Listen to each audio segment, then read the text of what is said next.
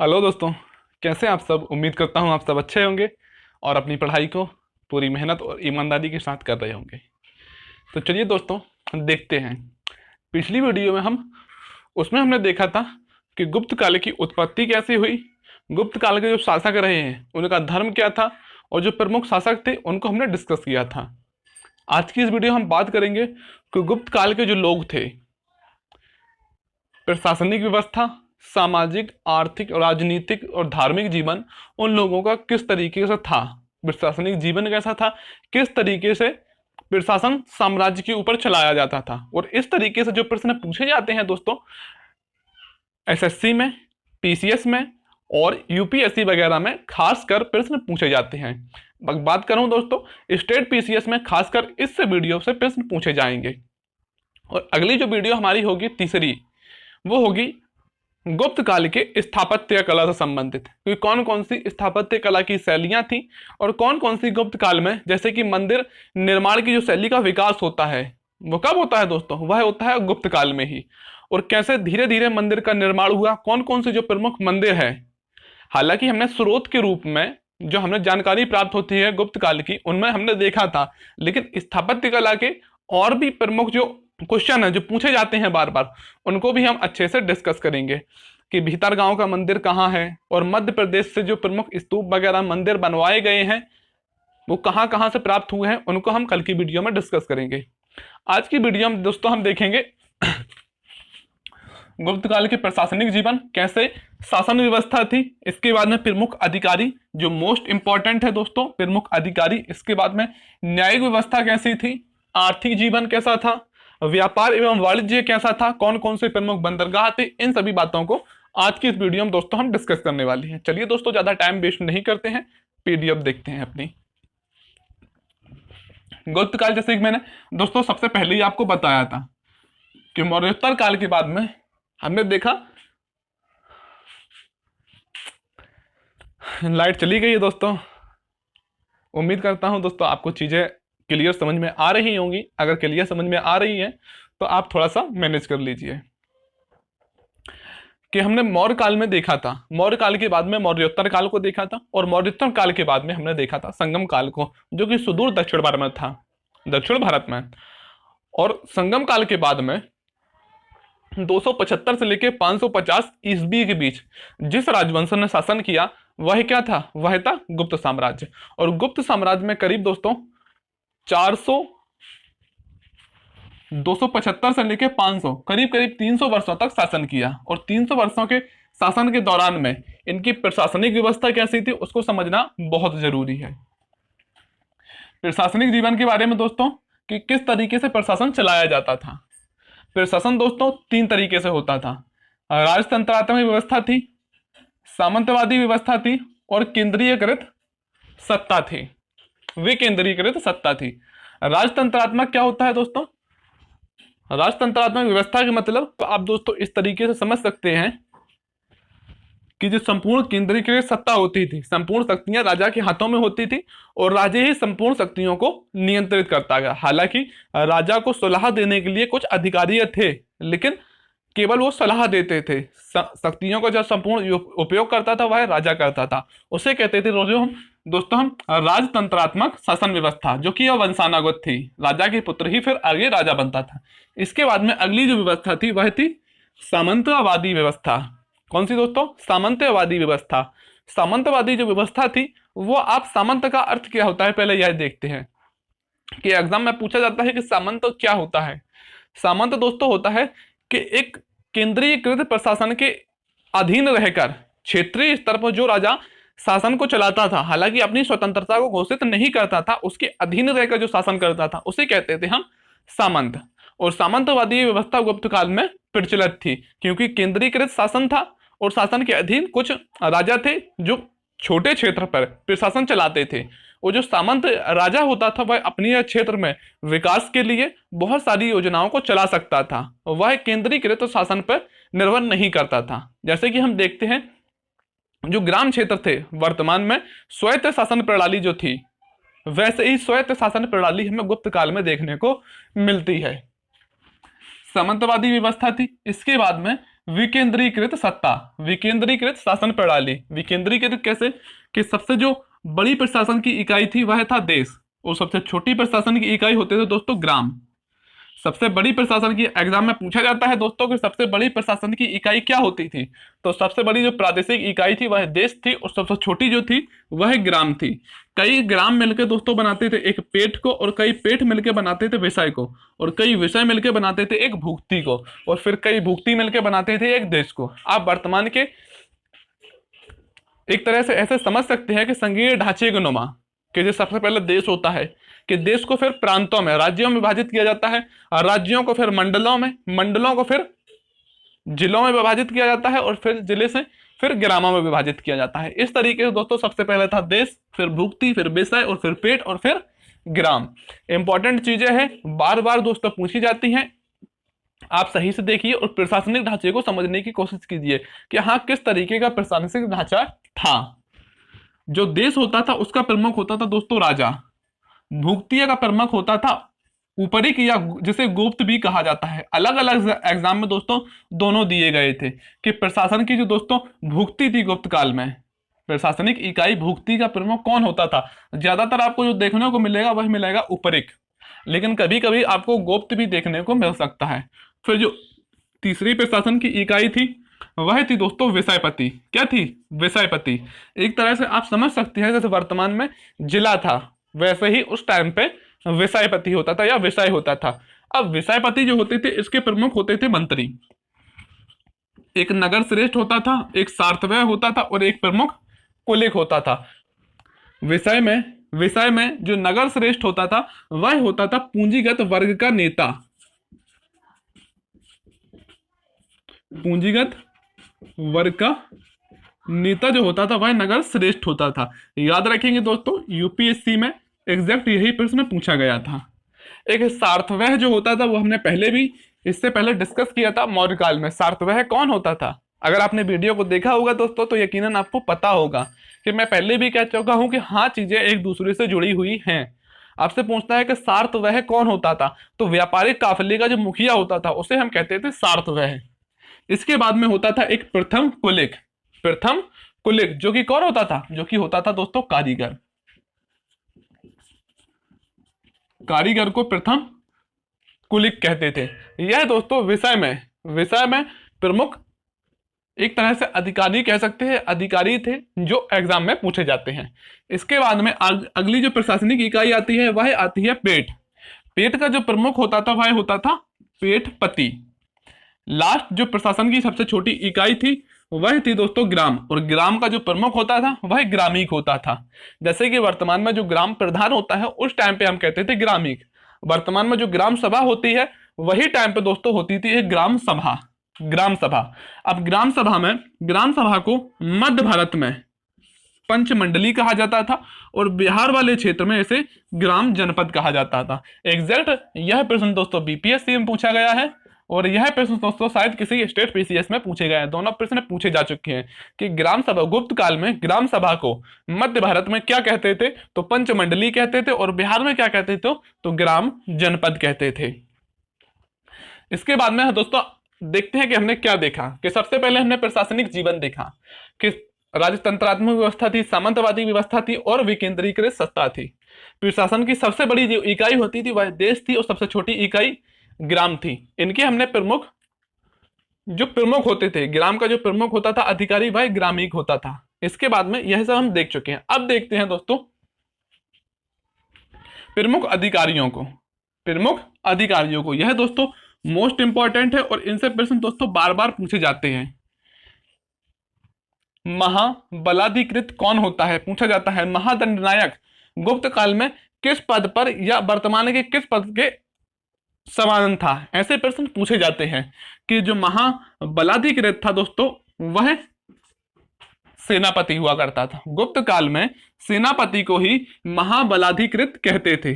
एक बार दोस्तों देख लेते हैं। जहां मैंने पहले भी कहा है कि जहां जहां हम टेबल को देखेंगे उसको हम याद करने की कोशिश करेंगे, ट्रिक से या कैसे भी हो, क्योंकि टेबल से ही हमें ज्यादा कंफ्यूजन बनती है और फिर एग्जाम में प्रश्न बनता है तो हम गलत करते हैं। और वैसे भी हमने मौर्य साम्राज्य में भी प्रशासनिक व्यवस्था को देखा था, गुप्त काल में भी हमने प्रशासनिक व्यवस्था को देखा था, इसके बाद में फिर हमने दक्षिण भारत में भी प्रशासनिक व्यवस्था को देखा था। अब दोस्तों बननी होगी कंफ्यूजन। कंफ्यूजन क्योंकि हम जब मध्यकाल को भी पढ़ेंगे वहां पर भी हम प्रशासनिक जब व्यवस्था को देखेंगे वहां पे तो और बड़ी बड़ी प्रशासनिक व्यवस्था, अच्छी प्रशासनिक व्यवस्था में देखने को मिलती है, तब और ज्यादा अधिकारियों में कंफ्यूजन बनेगी। इस कंफ्यूजन को दोस्तों दूर करते हैं, चलिए याद करते हैं। एक अधिकारी जो होता था दोस्तों, सबसे पहले इनको देखते हैं, 3 अधिकारियों को, इनको याद करते हैं। महाश्वपति,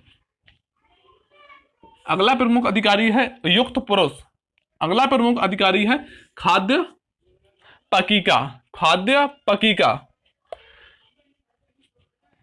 जो महाश्वपति जो होता था, महाश्वपति, अब दोस्तों यहां पे देख लगते हैं महाअश्वपति, और अश्वमानी क्या होता था, घोड़ा। जो घुड़सेना का प्रमुख अधिकारी होता था उसे हम कहते थे महाश्वपति, घुड़सेना का अधिकारी। जो घुड़सेना का अधिकारी होता था उसको दोस्तों हम कहते थे महाश्वपति। एग्जाम में पूछा जाता है कि गुप्त काल में महाश्वपति किसे कहा जाता था, किसे कहा जाता दोस्तों, किसे कहा जाता था, घुड़सेना के प्रमुख अधिकारी को कहा जाता था। इसके बाद में अगला जो होता है वह होता है युक्त पुरुष। याद रखेंगे दोस्तों, युक्त पुरुष युद्ध की जो सामग्री को एकत्रित करता था उसे हम कहते थे युक्त पुरुष। एक होता था खाद्य पुरुष जो कि रसोई घर का कामकाज देखता था। अब दोस्तों महाअश्वपति, अब जैसे कि अश्व मानी घोड़ा और महा मानी महान, यानी कि जो घोड़े की सेना होती थी उसमें महान जो प्रमुख अधिकारी होता था उसे हम कहते थे महाअश्वपति। यह दोस्तों आपको याद हो गया होगा। तीसरा जो है वो हमारा खाद्य पकीका। अब खाद्य मानी भोजन होता है और पकीका मतलब समझ सकते हैं आप, पकाना, भोजन को पकाने वाला जो रसोई घर का प्रमुख होता था वह होता था खाद्य पकीका। एक जो हमारा बचा रह जाता है वह है युक्त पुरुष, युक्त पुरुष जो कि युद्ध सामग्री को एकत्रित करवाता था। कौन दोस्तों, युक्त पुरुष। इसको आप याद रख लेंगे। 3 में ऐसे मैंने दोस्तों आपको एक ही याद करने को बताया है, 2 में हमने ट्रिक्स लगा के याद किया। सभी में दोस्तों हम ट्रिक्स नहीं लगाएंगे, जहां पे ट्रिक्स लग रही होंगी वहां पे ट्रिक्स लगाएंगे और 2-4 को हम खुद से याद करने की कोशिश करेंगे, क्योंकि सब में अगर ट्रिक्स लगा देते हैं फिर एग्जाम में हमें समझ में नहीं आएगा कि हाँ किस में हमने कौन सी ट्रिक्स को लगाया था। महाश्वपति घुड़सेना का अधिकारी, युक्त पुरुष युद्धों को सामग्री एकत्रित करने वाला था और खाद्य पकीका जो रसोई घर का प्रमुख होता था। इसके बाद में अगला जो प्रमुख अधिकारी, यह दोस्तों जो अधिकारी है मोस्ट इंपॉर्टेंट है और एग्जाम में बार बार पूछे जाते हैं कि महाबलाधिकृत किसे कहा जाता था। महाबलाधिकृत कौन होता था दोस्तों, यह होता था सेनापति। महादंडनायक जो युद्ध तथा सैन्य संक्रियाओं का प्रमुख होता था, युद्ध तथा सैन्य जो सक्रियाएं वगैरह होती थी उनका प्रमुख होता था महादंड नायक। हालांकि जो महादंड नायक है दोस्तों वह न्यायाधीश का कार्य भी करता था, जो कि हम आगे देखेंगे। इसके बाद में एक है महाप्रतिहार, महाप्रतिहार जो कि सम्राट के राज्य प्रसाद की देखरेख करता था। सम्राट के राज्य प्रसाद की देखरेख कौन करता था, महाप्रतिहार करता था। अगला जो है महासंधीय विग्रह, महासंधीय विग्रह जो कि युद्ध परांत संधि वगैरह जो होती थी, युद्ध होने के बाद अगर किसी भी राजा की विजय नहीं होती थी तो उनके बीच क्या होती थी, संधियां होती। जो संधि कराने का जो कार्य करता था वह करता था दोस्तों कौन, महासंधीय विग्रह। इसके बाद में अगला जो प्रमुख अधिकारी था वह था दंडोपासिक जो कि पुलिस विभाग का प्रमुख अधिकारी था। अगला जो है भंडागारिधिकृत, याद करेंगे दोस्तों, भंडागारिधिकृत जो कि राजकोष का प्रमुख होता था। इसके बाद में लाइट आ चुकी है दोस्तों, उम्मीद करता हूं आपको चीजें अब दिख रही होंगी। भंडागारिधिकृत जो कि राजकोष का प्रमुख अधिकारी होता था। अगला जो अधिकारी है वह है महापक्ष पटलिक, महापक्ष पटलिक जो कि लेखा विभाग का प्रमुख अधिकारी होता था। अगला जो है विनय स्तुतीय संस्थापक, विनय स्तुतीय संस्थापक जो कि शिक्षा विभाग का प्रमुख अधिकारी होता था। अगला जो है वह है सर्वाध्यक्ष, सर्वाध्यक्ष समस्त विभागों का निरीक्षणकर्ता जो होता था उसे कहते थे सर्वाध्यक्ष। यकीनन दोस्तों मुझे पता है कि आपको याद करने में, पढ़ने में कंफ्यूजन हो रही होगी, सबको होती है।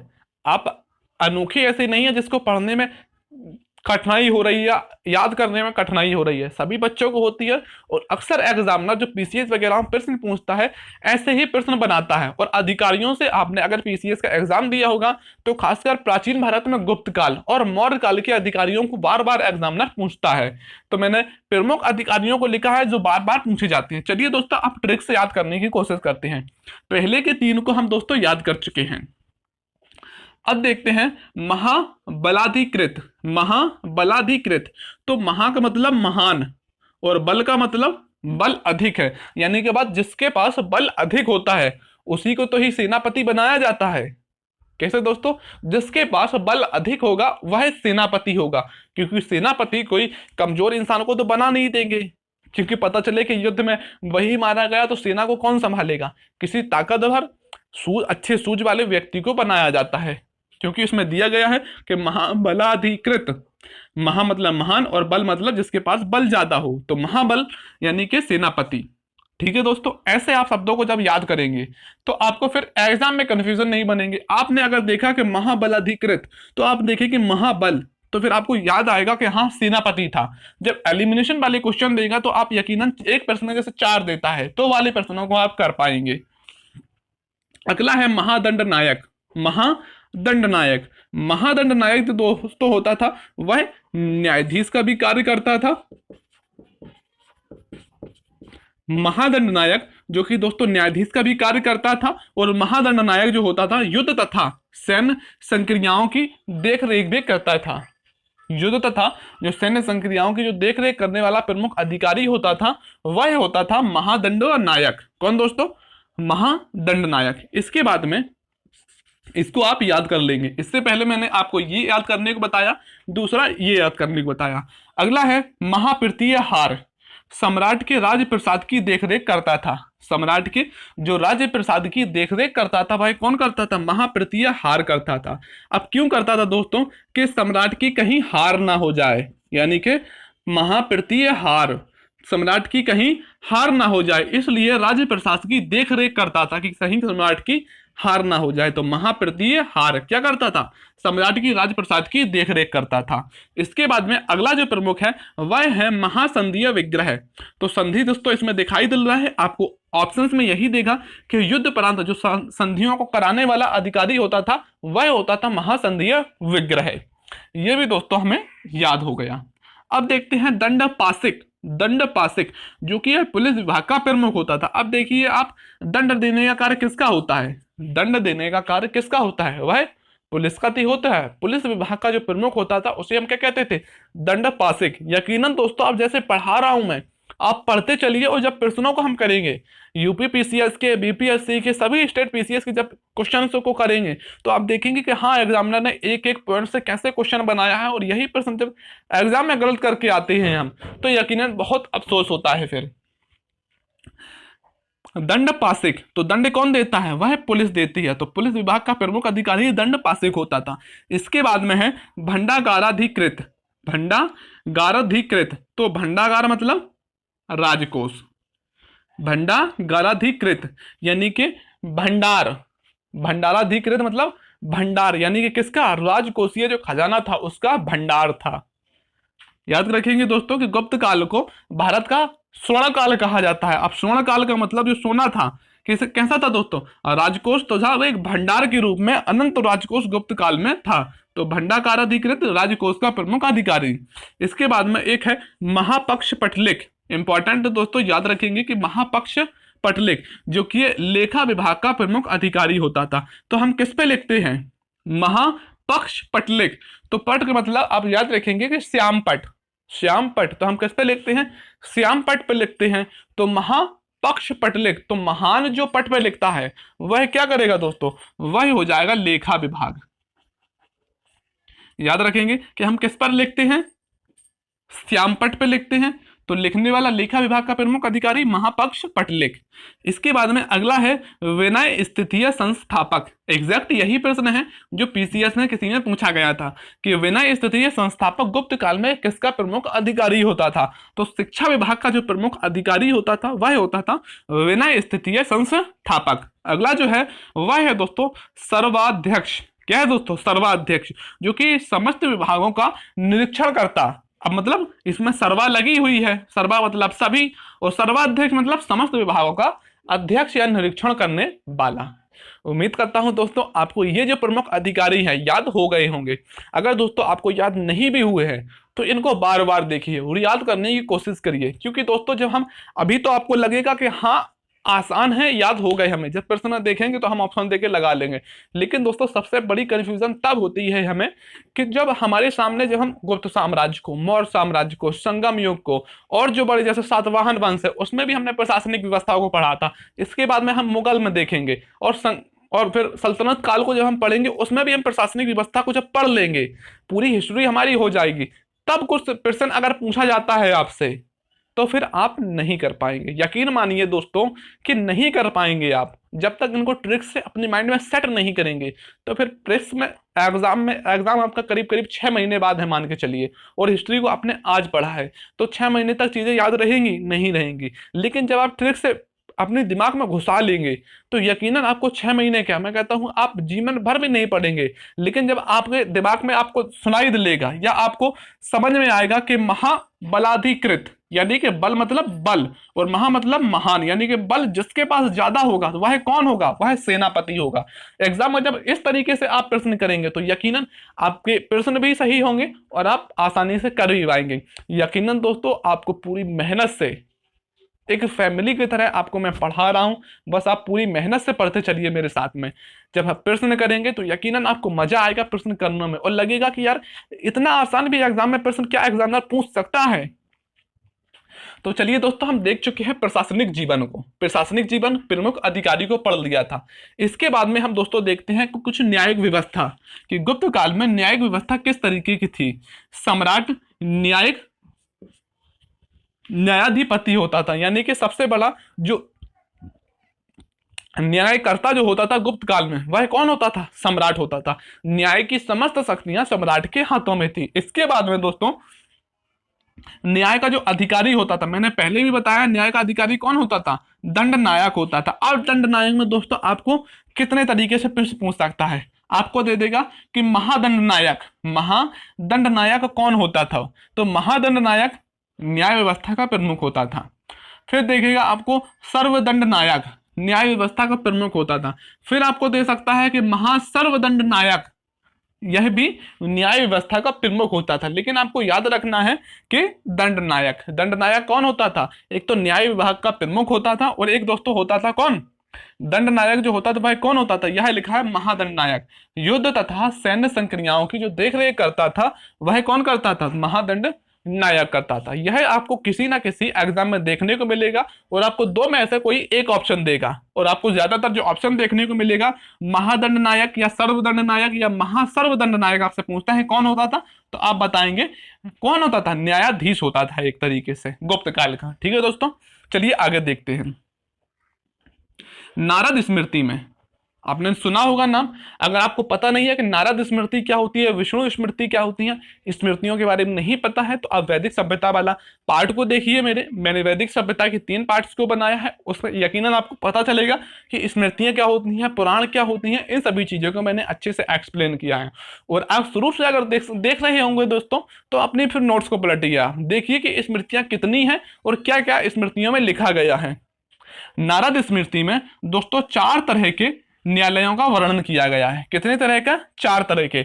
यही प्रश्न दोस्तों एग्जैक्ट पीसीएस में पूछा गया था कि गुप्त काल में इनमें से कौन सा न्यायालय नहीं होता था। तो 4 न्यायालयों का वर्णन नारद स्मृति में किया गया है। एक तो राजा का न्यायालय होता था पहला, दूसरा होता था पूग न्यायालय, एक शिरडी न्यायालय और एक कुल न्यायालय। 4 तरह के दोस्तों न्यायालय थे। अब दोस्तों देखते हैं कि जो सेना होती थी गुप्त काल में जो सेना होती थी वह कितने तरीके की सेना होती थी और कैसे कैसे उनके प्रमुख अधिकारी होते थे। क्योंकि दोस्तों संपूर्ण भारत में अगर कहें, उत्तर भारत में शासन जो किया है केंद्रीय सत्ता के रूप में, वह मौर्यों के बाद गुप्तों ने किया है। इनके प्रशासनिक व्यवस्था को समझना दोस्तों काफी जरूरी है, और किस तरीके से प्रशासन चलता था, पैदल सेना की, घुड़ सेना की, गज सेना की प्रमुख अधिकारी कौन होते थे जो प्रमुख है और पूछे जाते हैं। सेना दोस्तों चार तरह की थी। सेना दोस्तों चार प्रकार की सेना थी। पहली जो होती थी पदाती, पदाती जो कि पैदल सेना थी। एक थी रथारोही, जो रथ की सेना होती थी उसे रथारोही कहते थे। एक है अश्वारोही जो कि घुड़ सेना होती थी, उसे अश्वारोही कहते हैं। अगली है गज सेना, अगली है गज सेना जो कि हाथी सेना होती थी, उसे हम कहते थे गज सेना। जो पदाती, पदाती यानी कि पैदल सैनिक होते थे, जो साधारण सैनिक होते थे, उन्हें हम दोस्तों कहते थे चाट। क्या कहते थे? चाट या भाट। एग्जैक्ट प्रश्न दोस्तों आपको प्रश्नों में दिखाई देंगे, आपको तब लगेगा कि हाँ हमने थ्योरी को अगर अच्छे से पढ़ा होता तो हमसे ये प्रश्न बन पाते। कैसे दोस्तों? पदाती या जो साधारण सैनिक होते थे उन्हें चाट या भाट कहा जाता था। अगले जो सैनिक होते थे वह होते थे रथारोही, रथारोही सैनिक थे। फिर थे अश्वारोही, अश्वारोही में घुड़ सेना जो होती थी वह अश्वारोही सेना थी, जिसका जो प्रमुख होता था वह होता था भट्टाश्वपति। क्या होता था दोस्तों? भट्टाश्वपति। याद रखिएगा दोस्तों, इंपॉर्टेंट है। साधारण सैनिकों को चाट या भाट कहा जाता था। अश्वारोही जो प्रमुख होता था उसे भट्टाश्वपति कहा जाता था, और जो गज सेना का प्रमुख होता था उसे हम कहते थे कटुक। क्या कहते थे? कटुक। एक बार फिर से देखते हैं दोस्तों, साधारण जो सैनिक होते थे उन्हें चाट या भाट कहते थे, और जो गज सेना के प्रमुख होते थे उन्हें हम कहते थे कटुक। क्या कहते थे? कटुक। और जो दोस्तों अश्वारोही सेना होती थी उसका प्रमुख अधिकारी होता था भट्टाश्वपति। क्या होता था? भट्टाश्वपति। प्रशासनिक जीवन को न्याय व्यवस्था किस तरीके से थी और किस तरीके से सैन्य व्यवस्था थी। अब इसके बाद हम देखते हैं आर्थिक जीवन को। दोस्तों मैं मान सकता हूं कि टॉपिक थोड़ा सा डिफिकल्ट है, फैक्ट हैंगे, ज़्यादातर फैक्ट ही मैं आपको लिखता हूं कि पीसीएस वगैरह में थ्योरेटिकल क्वेश्चन एसएससी वगैरह में कम आते हैं, फैक्ट ज़्यादा होते हैं, और थ्योरेटिकल क्वेश्चन भी जो बनते हैं उनको मैं खुद से बताने की पूरी कोशिश करता हूं। क्योंकि आप प्रश्नों में देखते हैं कि जितना मैं पढ़ाता हूं सभी प्रीवियस ईयर प्रश्न कराता हूं, कोई अपने तरफ से प्रश्न बना के मैं नहीं लाता, और प्रश्नों में फिर मेहनत दिखाई देती है कि आपने अगर थ्योरी में अच्छी से मेहनत की होगी तो प्रश्नों में आपकी मेहनत फिर देखेगी। थ्योरी को पढ़िए, 2-3 बार रिवाइज करिए, फिर क्वेश्चनों को अगली वीडियो में बनाइए। देखिए दोस्तों कितना मजा आता है प्रश्न बनाने में। आर्थिक जीवन का दोस्तों जो आधार था वह था कृषि व्यवस्था। अब कृषि व्यवस्था क्यों थी? क्योंकि जो गुप्त साम्राज्य था वह दोस्तों उत्तर भारत में था। उत्तर भारत में तो पूरा मैदानी एरिया है, क्योंकि यहाँ से सिंधु, गंगा नदी और ब्रह्मपुत्र नदी और गंगा की सहायक नदी, पूरे जो तीन तंत्र हैं, इन तीनों तंत्रों के जो मैदानी क्षेत्र है यहाँ पे दोस्तों अवस्थित थी कौन सी? गुप्त साम्राज्य। और गुप्त साम्राज्य मैदानी क्षेत्र में अवस्थित होने के कारण जलोढ़ मृदा थी दोस्तों, यहाँ पे कृषि विकास अच्छे से हुआ था। और इसके बाद में दूसरा जो आर्थिक जीवन का आधार था वह था व्यापार। क्योंकि जो दोस्तों पश्चिमी देशों के साथ जो व्यापार होता था वह गुप्त काल में व्यापार काफी प्रचलित था। और जैसे कि व्यापार स्वरूप आगे हम बात करेंगे कौन सी वस्तुएं आयात की जाती थी और कौन सी निर्यात की जाती थी। बैंकिंग प्रणाली या गुप्त काल में प्रचलित थी। बैंकिंग प्रणाली जैसे कि वर्तमान में हम देखते हैं कि बैंक द्वारा हम ऋण लेते हैं फिर ब्याज देते हैं, यह सभी जो प्रणाली थी हमें पहली बार कब देखने को मिलती है? गुप्त काल में ही देखने को मिलती है। ऋण एवं ब्याज की जो व्यवस्था थी गुप्त काल में प्रचलित थी। दोस्तों इस बीच में आप जब वर्तमान की चीजों से रिलेट करते चलेंगे, कुछ फैक्चुअल पॉइंट भी पढ़ते चलेंगे, तो आपको इंटरेस्ट आएगा और पता चलेगा यार गुप्त काल में इतने पहले मतलब 275 से 550 ईस्वी में ऐसी व्यवस्था प्रचलित थी। तो आपको खुद का दिमाग चलना शुरू होगा दोस्तों, वो चीजों में इतिहास में पढ़ने में इंटरेस्ट आएगा। बैंकिंग प्रणाली कब प्रचलित थी? गुप्त काल में प्रचलित थी।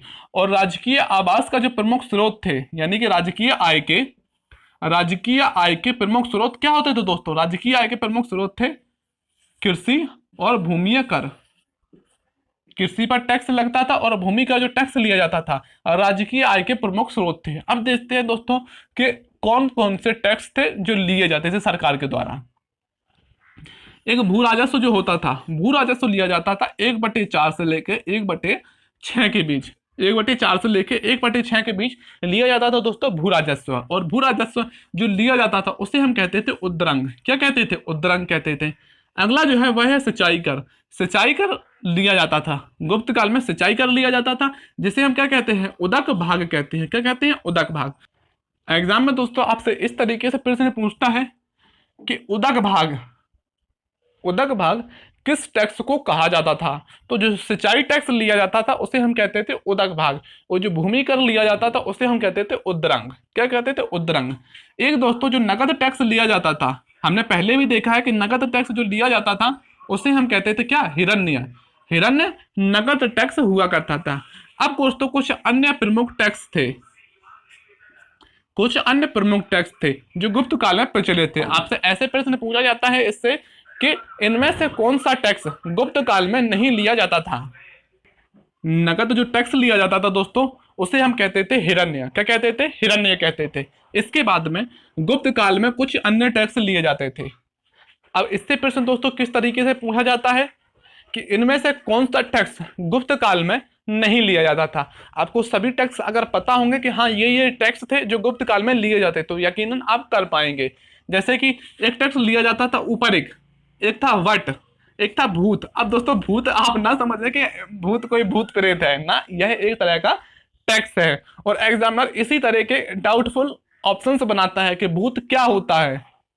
आपको एक ऑप्शन देगा कि गुप्त काल में लिए जाने वाला एक तरह का टैक्स, यही होगा सही आंसर। भूत एक टैक्स था। इसके बाद में एक टैक्स होता था धान्य, एक था अदेय और एक वैष्टिक।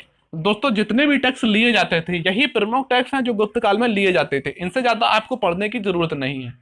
अगर मैं दोस्तों चाहता तो इन टैक्सों को छोड़ देता, लेकिन इनसे प्रश्न यूपीएससी वगैरह में पीसीएस में अच्छे पूछे गए हैं, और जिस तरीके से मैंने बताया यही प्रश्न एग्जैक्ट पूछा गया था। जब हम प्रश्नों को करेंगे तो फिर आप समझ पाएंगे कि हाँ कैसे प्रश्न पूछे गए हैं। एक बार दोस्तों फिर से देखते हैं कि भू राजस्व जो लिया जाता था 1/4 से 1/6 जिसे उद्रंग कहते थे, सिंचाई कर जिसे हम उदक भाग कहते थे, नगर जो कि हिरण्य कहते थे, अन्य टैक्स ऊपरिक, बट, भूत, धान्य, अदेय और वैष्टिक थे। बार बार पढ़िए इनको, आपको याद हो जाएंगे दोस्तों। विदेशी वस्तुओं पर जो टैक्स लिया जाता था, विदेशी वस्तुओं पर जो टैक्स लिया जाता था उसे हम कहते थे भूताभात प्रत्यय। क्या कहते थे? विदेशी वस्तुओं पर लिए जाने वाला जो टैक्स होता था उसे हम भूताभात प्रत्यय कहते थे। अब दोस्तों इसके बाद में हम टैक्स देख चुके हैं। आर्थिक जीवन का आधार कृषि थी और इसके बाद में व्यापार था। हालांकि पशुपालन भी प्रचलित था, पशुपालन भी था, लेकिन जो आधार थी वह कृषि थी। क्या थी? कृषि थी। इसके बाद में हम देखते हैं वाणिज्य एवं व्यापार। वाणिज्य एवं व्यापार जो कि यह आर्थिक जीवन का दूसरी आधार जो आधार था वह क्या था? व्यापार था। और व्यापार कितना प्रचलित था और व्यापार स्वरूप किन चीजों का आयात तथा निर्यात किया जाता था पश्चिमी देशों के साथ, चलिए देखते हैं। वाणिज्य एवं व्यापार। वस्त्र सर्वप्रथम या सर्वप्रमुख उद्योग था। वस्त्र उद्योग जो था वह गुप्त काल में एक तरह से सर्वप्रमुख उद्योग था, वस्त्र उद्योग। ठीक है दोस्तों, वस्त्र उद्योग सर्वप्रमुख उद्योग था। और अमरकोश, अमरकोश जो कि एक प्रमुख ग्रंथ है जो किसके द्वारा? अमर सिंह के द्वारा लिखा गया है। अमरकोश जो प्रमुख एक ग्रंथ है जो अमर सिंह के द्वारा लिखा गया है। किसके द्वारा? अमर सिंह के द्वारा। इससे जानकारी प्राप्त होती है कताई, बुनाई, हथकरघा वगैरह की, जो कपड़े बुनने में जिन वस्तुओं का उपयोग किया जाता था, सुई है, धागा है, इन सभी की जो जानकारी गुप्त काल में प्राप्त होती है वो हमें अमरकोश से प्राप्त होती है, जो बुक अमर सिंह के द्वारा लिखी गई है। इससे पता चलता है अधिक मात्रा में यह वस्तुएं मिली भी हैं और दोस्तों इनके साहित्यिक साक्ष्य भी मौजूद है। इससे अंदाजा लगाया जाता है कि वस्त्र जो था, वस्त्र उद्योग सर्वप्रमुख उद्योग था गुप्त काल में। इसके बाद में शिल्पियों एवं व्यापारियों को निगम, सेड़ी या संघ कहा जाता था। शिल्पी एवं व्यापारियों क्या कहा जाता था? निगम कहा जाता था, सेड़ी कहा जाता था और संघ कहा जाता था। सेड़ी निगम जो होता था दोस्तों, निगम का जो प्रमुख होता था वह होता था सेड़ी। निगम का जो प्रमुख होता था वह होता था श्रेष्ठी। निगम का प्रमुख श्रेष्ठी होता था और सेड़ी का जो प्रमुख होता था वह ज्येष्ठ होता था। और जो अगला था, यह दोस्तों जो है व्यापारिक जो संघ होते थे उनको हम कहते थे, निगम भी कहते थे, श्रेणी भी कहते थे और संघ भी कहते थे। एक नगर में रहकर अपनी ये संपूर्ण व्यापारिक गतिविधियों को करने वाले को हम कहते थे निगम, जिसका प्रमुख अधिकारी होता था श्रेष्ठी। अगला है दोस्तों सेड़ी। जब एक जाति के कई व्यापारी मिलकर व्यापार करते थे उसे हम क्या कहते थे? व्यापार करते थे उस समिति को या उस संघ को हम कहते थे श्रेणी, जिसका प्रमुख होता था ज्येष्ठक और एक होता था दोस्तों संघ, क्योंकि वे व्यापारी जो विचरण कर या कई स्थानों पर जाकर व्यापार करते थे उन्हें हम कहते थे दोस्तों संघ। यह तीनों किससे संबंधित हैं? शिल्पियों एवं व्यापारियों के जो समूह होते थे। ठीक है दोस्तों, एग्जाम में पूछा जाता है कि निगम का प्रमुख कौन होता था या निगम क्या है, तो आप बताएंगे कि एक ही क्षेत्र में रहकर या एक ही नगर में रहकर व्यापार करने वाले को हम कहते थे निगम, जिसका प्रमुख श्रेष्ठी होता था। श्रेणी क्या होता था कि एक ही जाति के जो लोग होते थे वह एकत्रित होकर व्यापार करते थे, तो हम श्रेणी कहते थे, जिसका प्रमुख श्रेष्ठी होता था। जो संघ होता था वह भी एक तरह के जब लोग घूमकर व्यापार करते थे उसे हम कहते थे संघ। अगला दोस्तों है मंदसौर अभिलेख। इंपॉर्टेंट दोस्तों याद रखेंगे कि मंदसौर अभिलेख से पट्टिवाई श्रेणी तथा इंदौर लेख से तौलिक श्रेणी का पता चलता है। क्या है दोस्तों? याद रखेंगे कि मंदसौर अभिलेख से पट्टिवाई श्रेणी, हमने सबसे पहले देखा श्रेणी को। अब श्रेणी के दोस्तों दो रूप थे, एक थी पट्टिवाई श्रेणी और एक थी तौलिक श्रेणी या तैलिक श्रेणी। मंदसौर अभिलेख से पट्टिवाई श्रेणी की जानकारी मिलती है, इंदौर लेख से हमें दोस्तों तौलिक श्रेणी की जानकारी प्राप्त होती है। यह दोनों प्रश्न यूपीपीसीएस में और बीपीएससी में पूछे जा चुके हैं। आप प्रीवियस ईयर पेपरों को देखेंगे या फिर जब मैं क्वेश्चनों को कराऊंगा तो आप देख सकते हैं हाँ किस तरीके से प्रश्न पूछे गए हैं। मंदसौर अभिलेख से रेशम बुनकरों की श्रेणी ने एक भव्य मंदिर का निर्माण गुप्त काल में करवाया था, यह भी जानकारी हमें प्राप्त होती है। क्या दोस्तों? एग्जाम में यूपीएससी में यह प्रश्न पूछा गया था कि मंदसौर अभिलेख से क्या जानकारी प्राप्त होती है कि रेशम बुनकर जो थे, रेशम जो बुनते थे, रेशम बुनकरों के द्वारा एक श्रेणी थी जिन्होंने एक भव्य मंदिर का निर्माण करवाया था गुप्त काल में। अब दोस्तों देखते हैं ताम्रलिपि जो कि पूर्वी भारत में, और भृगु कक्ष जो गुजरात में है। भृगु कक्ष जो कि गुजरात में था, पश्चिमी भारत के बंदरगाह कहें या फिर महत्वपूर्ण बंदरगाह थे। पूर्वी भारत का कौन सा था? ताम्रलिपि, और पश्चिमी भारत का गुजरात में था दोस्तों कौन सा? भृगु कक्ष। इनके द्वारा दोस्तों अंतर्राष्ट्रीय व्यापार होता था। अब व्यापार स्वरूप अगर हम बात करें कि जो वस्तुएं निर्यात की जाती थी वह होता था सोना, कांसा, हाथी दांत, ये सभी वस्तुएं जो थी प्रमुख तौर पर आयात की जाती थी। और जो वस्तुएं निर्यात की जाती थी वह होता था दोस्तों जैसे कि बुने हुए कपड़े वगैरह हैं, मसाले हैं, खाद्य वस्तुएं हैं, इन सभी वस्तुओं को दोस्तों आयात किया जाता था, मतलब निर्यात किया जाता था। ठीक है दोस्तों, ये आपको क्लियर होगी। थोड़ी सी जो कुछ बेसिक बातें हैं उनको भी हम देखते चलेंगे, ताकि जब थ्योरेटिकल रूप से प्रश्न बने या 4-4 पॉइंट्स दे के पूछता है कि इनमें से कौन सा सही नहीं है, तो आप इन प्रश्नों को भी आप इजीली कर पाए।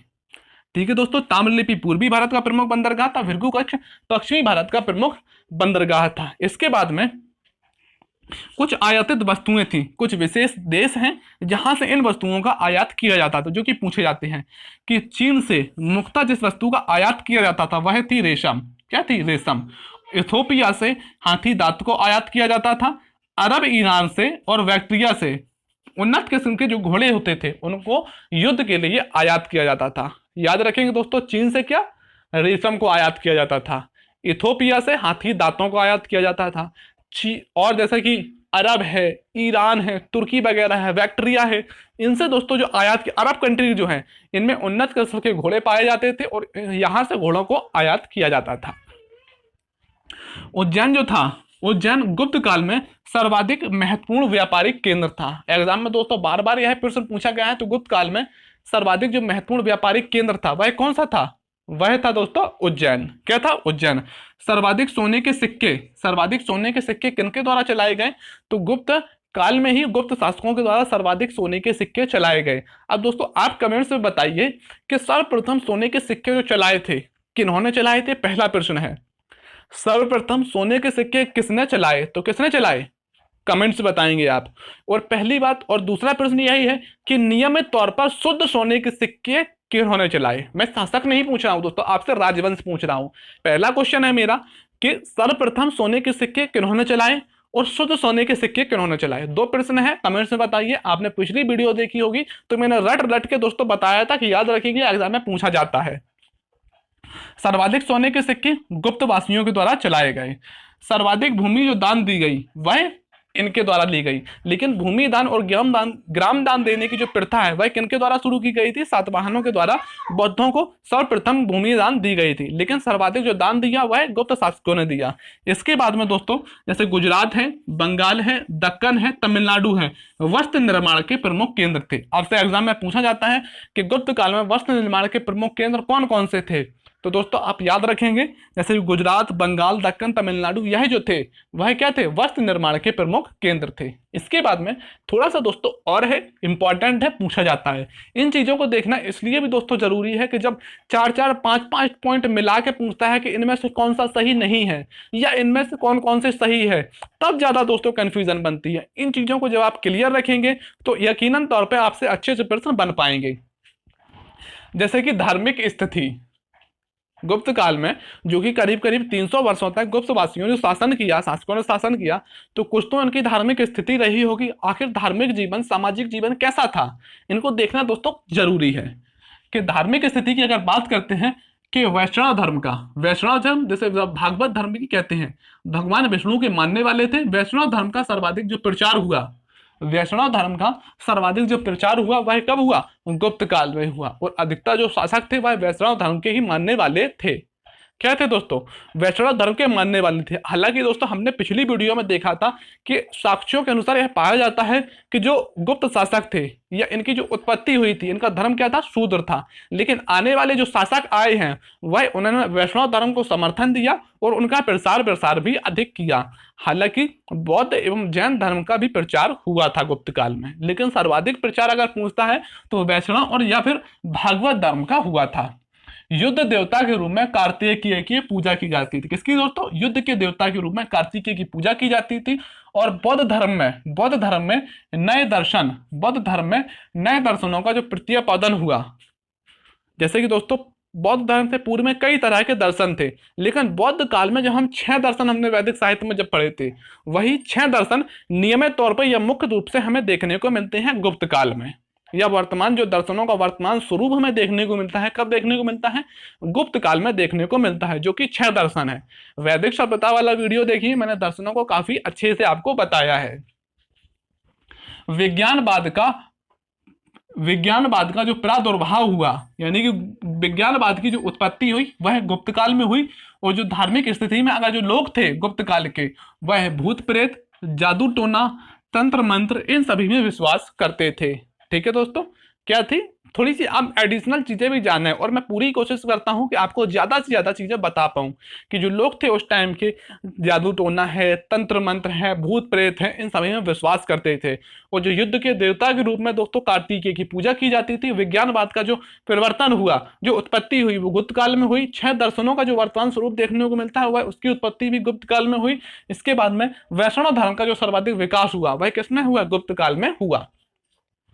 मूर्ति उपासना का केंद्र, या फिर दोस्तों यहीं से देखते हैं कि मूर्ति उपासना का केंद्र क्या बन गई थी? केंद्र बन गई थी। मूर्ति उपासना का केंद्र बन चुकी थी। क्या बन चुकी थी? पहले जैसे दोस्तों यज्ञ प्रणाली प्रचलित थी, बहुत तरह की बलि वगैरह दी जाती थी, लेकिन वो सब धीरे धीरे गुप्त काल में समाप्त हुआ दिखता है। और देखने को मिलता है जो मूर्ति पूजा है, मूर्ति पूजा आसना की या उपासना की मुख्य केंद्र बन चुकी थी। यज्ञ का स्थान, जैसा कि मैंने पहले भी बताया आपको कि यज्ञ का स्थान उपासना ने ले लिया था। यज्ञ का स्थान उपासना ले लिया था।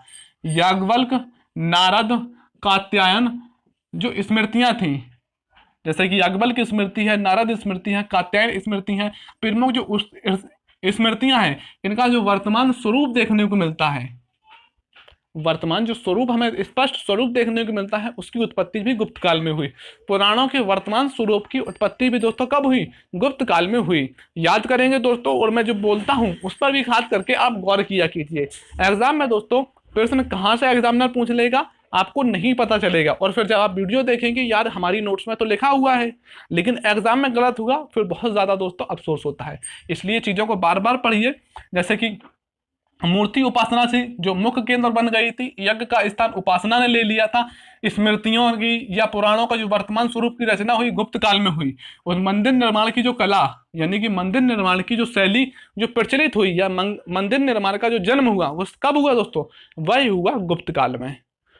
मंदिर निर्माण सर्वप्रथम मंदिर निर्माण कब हुआ? गुप्त काल में हुआ। अब आपको जरूर समझ में आ गया होगा, आपने पॉइंट्स के रूप में रटा होगा कि मंदिर निर्माण जो प्रचलित होता है वह कब होता है, गुप्त काल में होता है। इससे पहले मंदिर निर्माण के हमें कोई कोई साक्ष्य नहीं देखने को मिलते, चाहे वो सिंधु घाटी सभ्यता हो, वैदिक सभ्यता हो। हालांकि मूर्तियां बनाई जाती थी, उनकी पूजा की जाती थी, लेकिन मंदिर के साक्ष्य नहीं प्राप्त हुए थे।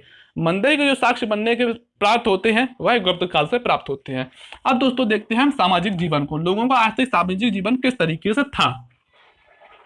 गुप्त काल में कायस्थ जाति का हमें उल्लेख देखने को मिलता है। एग्जैक्ट प्रश्न यह पूछा गया है कि कायस्थ जाति का सर्वप्रथम उल्लेख हमें कब देखने को मिलता है, तो गुप्त काल में देखने को मिलता है। पहली बार सती प्रमाण, यानी कि पहली बार सती प्रथा के जो प्रमाण हमें देखने को मिलते हैं वह कहां से मिलते हैं, भानुगुप्त का भानुगुप्त का जो एरल अभिलेख है उससे हमें सर्वप्रथम सतीय प्रथा के स्पष्ट प्रमाण देखने को मिलते हैं, जो कि कब का है, 510 ईस्वी का है।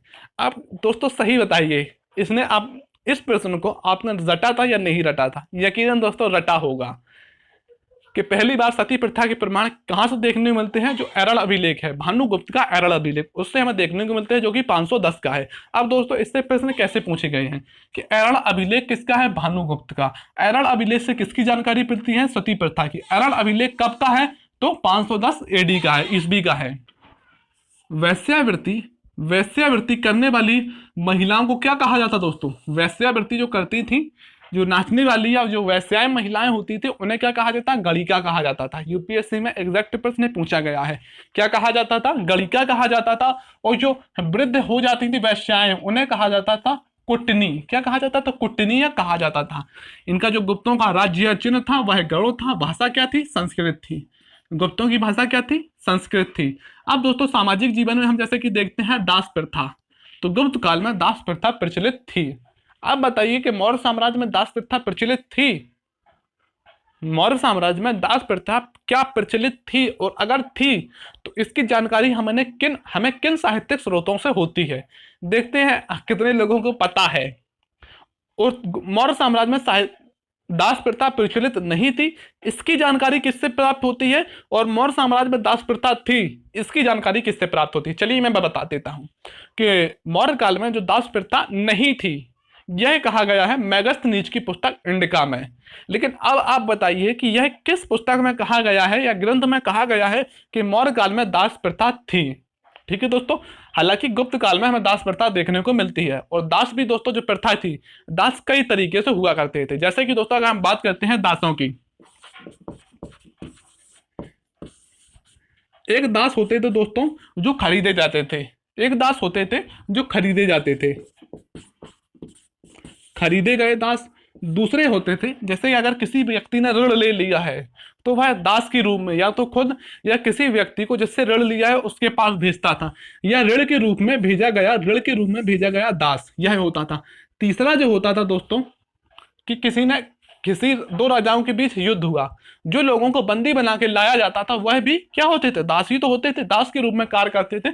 उन्हें कहा जाता था युद्ध में जीते हुए दास, युद्ध में जीते हुए दास। और एक और जो दास होता था दोस्तों वह होता था कि एक राजा के द्वारा जब दूसरे राजा के दरबार में जिन दासों को भेजा जाता था, या कहीं वैवाहिक संबंध के द्वारा या संधियों के द्वारा, एक होते थे दोस्तों वह दास के एक राजा के द्वारा दूसरे राजा के दरबार में भेजा गया दास होते थे, वो होते थे। 4 प्रकार की दोस्तों गुप्त काल में हमें दास प्रथा देखने को मिलती है। कितने प्रकार की, 4 प्रकार की। और कौन कौन से दास थे वह मैंने बताने की कोशिश की। हालांकि यह जो दास है नहीं पूछे जाएंगे, आपसे यही पूछा जाएगा कि दास प्रथा क्या गुप्त काल में प्रचलित थी, तो हाँ दोस्तों थी। एक और पॉइंट इसके बारे में है दोस्तों, इंपॉर्टेंट है कि ब्राह्मणों को कभी भी दास नहीं बनाया जाता था। गुप्त काल में ब्राह्मणों को दास नहीं बनाया जाता था। ब्राह्मणों की गुप्त काल में सर्वोच्चता देखने को मिलती है। अब देखते हैं सबसे इंपॉर्टेंट जो सामाजिक जीवन में है, स्त्रियों की स्थिति। कि जब कोई भी हम इंपॉर्टेंट टॉपिक को पढ़ेंगे, साम्राज्य को पढ़ेंगे, उसमें हम खासकर देखेंगे कि स्त्रियों की स्थितियां कैसी थी। और बार बार जिनसे प्रश्नों को पूछा जाता है दोस्तों कि स्त्रियों की स्थिति कैसी थी, तो आप एक ही शब्द को मैं बार बार कहता हूं कि याद रखिए, कैसी थी, अच्छी थी या अच्छी नहीं थी। तो गुप्त काल में स्त्रियों की जो स्थिति थी वह मौर्य साम्राज्य के देश से अच्छी नहीं थी। कैसे नहीं थी, चलिए देखते हैं। क्योंकि हमें जो बाल विवाह हमें गुप्त काल में देखने को मिलता है। इसके बाद में पर्दा प्रथा हुई, सती प्रथा हुई, और जैसे कि देवदासीय प्रथा हुई, इन सभी के हमें प्रमाण देखने को मिलते हैं। अब देवदासी के जो प्रमाण स्पष्ट हमें देखने को मिलता है देवदासीय प्रथा का, वह देखने को मिलता है मेघदूत। अब मेघदूत पुस्तक किसके द्वारा लिखी गई है? गुप्त काल के पहले पार्ट को आप देखिए, किसके द्वारा लिखी गई है? कालिय दास के द्वारा लिखी गई है मेघदूत। मेघदूत, अभिज्ञान शकुंतलम, मालविकाग्निय मित्रम, मेघदूत, यह सभी विक्रमो उर्वश्यम, ये सभी पुस्तक जो है वह किसके द्वारा लिखी गई है दोस्तों? कालिदास के द्वारा लिखी गई है। पहला पार्ट देखिए, मैंने स्रोतों के रूप में आपको याद कराया था। स्त्रियों के जैसे कि हम देखते हैं स्थिति के रूप में बाल विवाह में देखने को मिलता है, पर्दा प्रथा, सती प्रथा, देशवासी प्रथा, गुप्त काल में यह सभी प्रथाएं प्रचलित थी। और दोस्तों इसी से हम अंदाजे लगाते हैं कि स्त्रियों की जो स्थिति थी वह अच्छी नहीं थी। और दोस्तों कहीं कहीं हमें देखने को मिलता है कि शिक्षा का गुप्त काल में शिक्षा का अधिकार स्त्रियों को था, स्त्रियां शिक्षा ग्रहण कर सकती थी। इसके बाद में दोस्तों हम देखते हैं जैसे कि नारद है, पराशर है, स्मृतियों से विधवा विवाह का समर्थन मिलता है। कैसे दोस्तों? यह जो है यह समाज में हमें जो गलत चीजें थी, जो गलत थी वह हमें देखने को मिला, और जो अच्छी चीजें थी यह हमें देखने को मिला। जैसे कि स्त्री को शिक्षा का अधिकार था। दूसरी बात, नारद एवं जो पराशर स्मृति है, नारद एवं जो पराशर स्मृति है, इसमें विधवा विवाह का हमें समर्थन देखने को मिलता है कि इसमें समर्थन किया गया था। तो दोस्तों यह रही हमारी आज की वीडियो, जिसमें हमने सबसे पहले गुप्त काल में प्रशासनिक जीवन को देखा कि किस तरीके से प्रशासनिक व्यवस्था थी, सबसे बड़ी प्रशासनिक इकाई क्या थी, देश, सबसे छोटी या ग्राम थी, प्रमुख अधिकारियों को देखा। जब हम प्रश्नों करेंगे तो आप देखेंगे कि एक एक पॉइंट से किस तरीके से एग्जाम में प्रश्न पूछे गए हैं। इन सभी प्रमुख अधिकारियों को देखा, फिर हमने न्याय व्यवस्था को देखा, आर्थिक जीवन को देखा, सैन्य व्यवस्था को देखा। इसके बाद में हमने कुछ व्यापार एवं वाणिज्य को देखा, किन वस्तुओं का आयात निर्यात किया जाता था। इसके बाद में धार्मिक जीवन, सामाजिक जीवन को देखा। तो दोस्तों यह रही हमारी आज की वीडियो। सुबह के टाइम वीडियो नहीं बना पाया था, कुछ मुझे काम हुआ था, लेकिन मैंने सोचा क्यों आज की वीडियो टाइम वेस्ट किया जाए, फालतू में दिन ब दिन छूटते चले जाएंगे, वीडियो प्रॉपर बन नहीं पाएंगी, फिर पता चलेगा कि हमारे करीब 2 महीने में तो प्राचीन भारत ही पढ़ पा रहा है, इससे ज़्यादा टाइम लगेगा दोस्तों। पर डे एक वीडियो बनाऊंगा, और मुश्किल से मैं कहता हूँ दोस्तों कि 40-45 प्राचीन भारत की वीडियो बन पाएंगी और हमारे प्राचीन भारत संपूर्ण कंप्लीट हो जाएगा। इसलिए दोस्तों मैं थोड़ी सी जल्दी कर रहा हूँ कि हिस्ट्री पढ़ने के बाद हम अच्छे से पढ़ लेंगे, इसके बाद हम पढ़ेंगे पॉलिटी को, क्योंकि पॉलिटी मोस्ट इंपॉर्टेंट है और ज़्यादातर बच्चों को पॉलिटी में कंफ्यूजन रहती है। और अब पॉलिटी में पीसीएस वगैरह में काफ़ी अच्छे थ्योरेटिकल प्रश्नों को पूछने लगा है। और मेरा दोस्तों मैं बता दूं सबसे जो फेवरेट टॉपिक है या फेवरेट विषय है वह पॉलिटी ही है। यकीनन दोस्तों मैं जब मैं आपको पढ़ाऊँगा और आप मन से पढ़ेंगे तो फिर ऐसा कोई भी प्रश्न नहीं बचेगा पॉलिटी में जो आप नहीं कर पाएँ। तो चलिए दोस्तों, हिस्ट्री में भी वैसे मैं उम्मीद करता हूँ आपको अच्छा लग रहा होगा, चीज़ें याद हो रही होंगी, प्रश्न बन रहे होंगे। और आप दोस्तों कमेंट्स किया करिए, एक हम फैमिली की तरह दोस्तों पढ़ रहे हैं, आप कमेंट्स किया करिए कि सर चीज़ें अच्छी लग रही है या नहीं लग रही हैं, जो भी हो दोस्तों आप बताया करिए, या मैं कैसा पढ़ा रहा हूँ, सही आपको पढ़ा रहा हूँ या नहीं पढ़ा रहा हूँ। और जो मुझसे बड़े भाई है वो अगर कुछ सलाह देना चाहें वो तो बिल्कुल दे सकते हैं दोस्तों, ताकि मैं अपने पढ़ाने में बेहतर से बेहतर और सुधार कर सकूँ। तो चलिए दोस्तों मिलते हैं अगली वीडियो में। जय हिंद।